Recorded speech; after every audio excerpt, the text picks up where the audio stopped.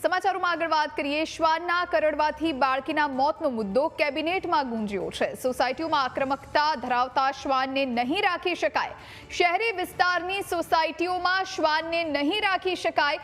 વહીવટી તંત્રને કેબિનેટ બેઠકમાં સૂચના આપવામાં આવી છે। હાઈકોર્ટના નિયમોનું ફરજિયાત પાલન કરવાના આદેશ કરાયા।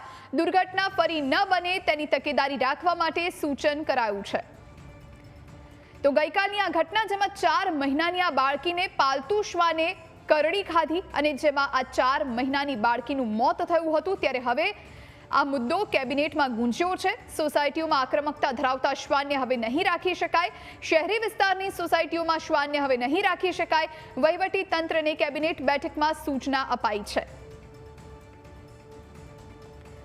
તો હાઈકોર્ટના નિયમોનું ફરજિયાત પાલન કરવા માટેના આદેશ કરવામાં આવ્યા છે। દુર્ઘટના ફરી ન બને તેની તકેદારી રાખવા માટે પણ સૂચન કરાયું છે।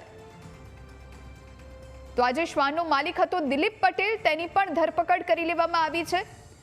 આ આખી ઘટનાના સીસીટીવી પણ સામે આવ્યા હતા। 4 મહિનાની આ બાળકી જેનો જીવ ગયો છે, પાલતુ શ્વાને અચાનકથી તરાપ મારી અને આ 4 મહિનાની બાળકી પર હુમલો કર્યો અને જેમાં આ 4 મહિનાની બાળકીએ પોતાનો જીવ ગુમાવ્યો।